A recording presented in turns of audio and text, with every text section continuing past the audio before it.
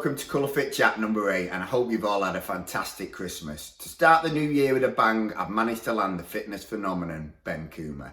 Ben is a performance nutritionist, coach, educator. He hosts the UK's #1 rated fitness podcast, the Ben Coomber Radio, which I'm a big fan of.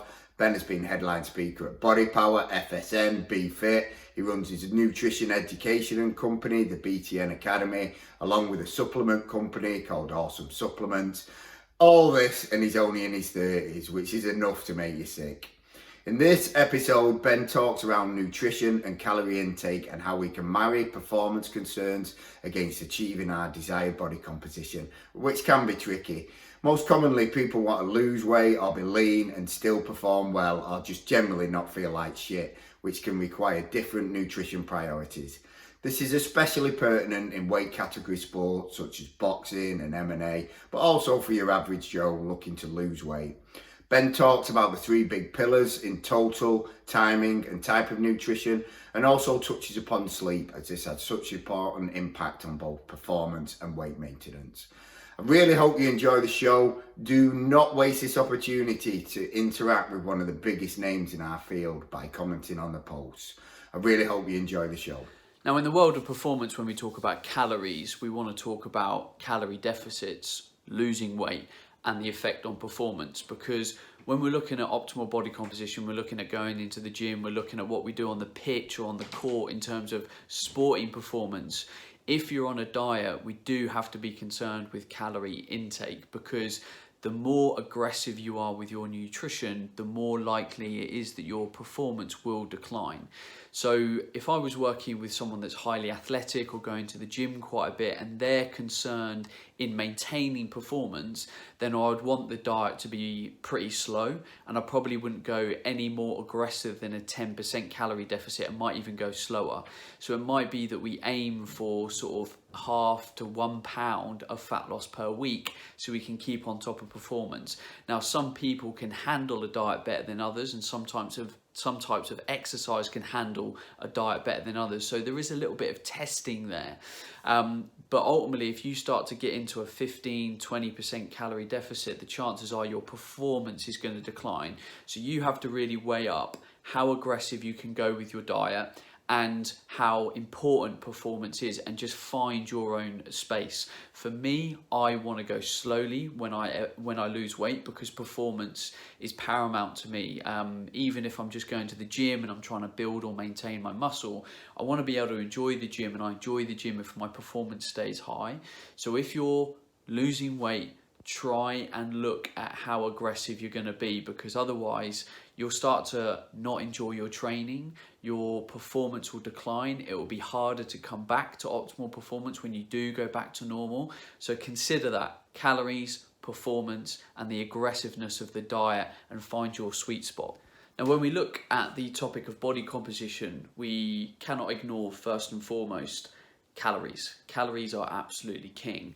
Now, what we need to look at is what happens within calories as well, because that's often a focus point of nutrition, like the type of foods that we eat, the macronutrients that we eat, the timing of that food, and all of that is really important. But first and foremost, we have to ground ourselves in the calorie equation. So whether you're looking to maintain your weight and improve performance within maintenance, because that's the thing as well, we don't often talk about that. Like, you want to stay here with your weight and health, cool. How do we optimize that? And I would always say, if you're under the assumption, or you've done a bit of maths and you've tried it, that let's say you need to eat 2,800 calories a day to maintain your weight, could we push that? Because ultimately, if you want to improve your performance, you want to eat as much as humanly possible without getting fat. Because if we put more fuel into your body and it doesn't gain weight, we know that the body is using that fuel to be of benefit.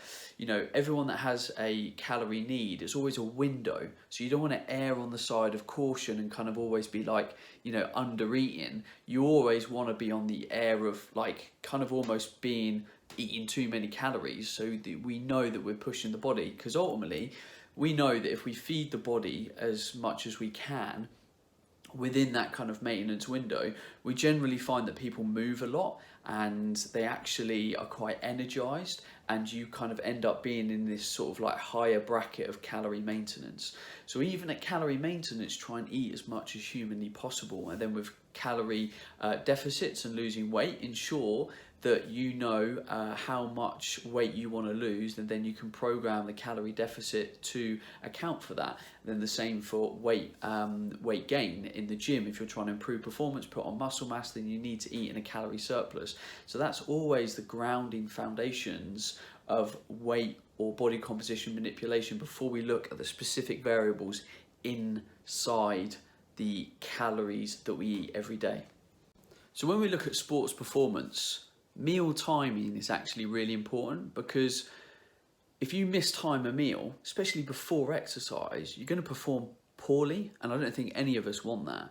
And in this whole kind of calorie conversation that's happened over the last couple of years, which has been really important, don't get me wrong, we haven't often kind of considered what we're doing with those calories and at what time of the day we're taking on board those calories, because low blood glucose level is a problem. It's a problem for mental performance, and it's a problem for physical performance.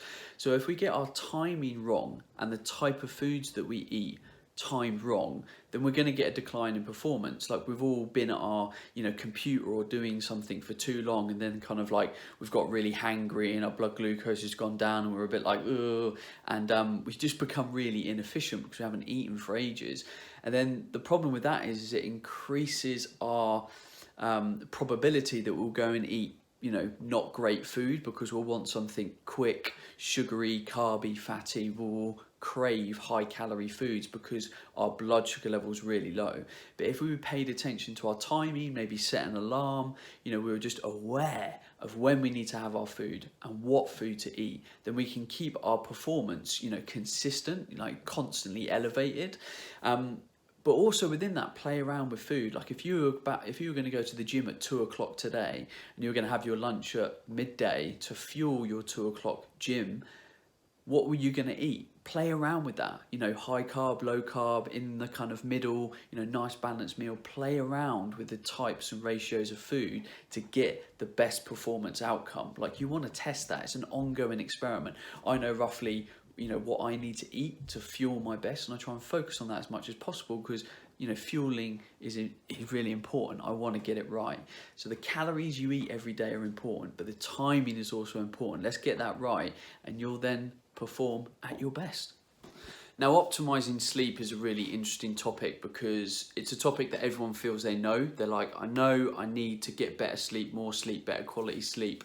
And I would raise the question, what's holding you back from getting a great night's sleep? And the reason why I feel this is so important is because it underpins pretty much every performance variable most of us are trying to improve. So if we look at concentration, we look at what feeds into that, or off the back of that with like procrastination and things like that, in terms of mental health and our work environment and just kind of the tasks that we've got to do. If we then kind of look at performance and getting in the gym and performing well, if we think of overall daily energy, all of that is underpinned by sleep. So I would raise the question, what's holding you back from a good night's sleep? And most of us, it's kind of habit and routine and environment. Now, there's obviously a couple of variables there that are outliers. So like having young kids going to keep you up, having a job that's maybe different shift patterns, maybe you can get in late. But, for a huge amount of us, we have the opportunity to maybe be in bed from 10:30 p.m. till 6:30 a.m. for example. What's stopping you from doing that? And then if you're not getting good quality sleep, what do you feel is genuinely stopping you from not sleeping all the way through the night? And I think it's important for you to raise those questions of yourself, rather than me just sit here and go, why don't you try this? Why don't you try this? Most people know the answer. And for some people, it's as simple as getting into bed and then having the habit of going onto Facebook or watching a Netflix episode or having a busy mind. Like, all of these things have a solution. So I want to raise the question to you, if you want to improve your sleep, which is potentially a big thing, how can you do that? And once you identify that problem, you can then start to ask people that you know, experts, practitioners, maybe read books on those specific things. So if you had a busy mind before you went to bed, you could then start to do research around that particular thing, because you have a specific problem where you can now look at a specific answer. So do that for me today. Look at your sleep and say what's holding back my sleep, and then be specific. They're going to research how to improve that specific area. A massive thanks to Ben there for his insights, and I certainly agree that gradual weight loss is the best to lose weight and keep it off and to maintain performance. Rapid weight loss leads to a reduction in metabolic rate and alterations in appetite hormones such as ghrelin and leptin that make weight regain almost inevitable. There's also going to be a greater amount of muscle degradation, which is detrimental to performance, our fuel stores, our insulin sensitivity.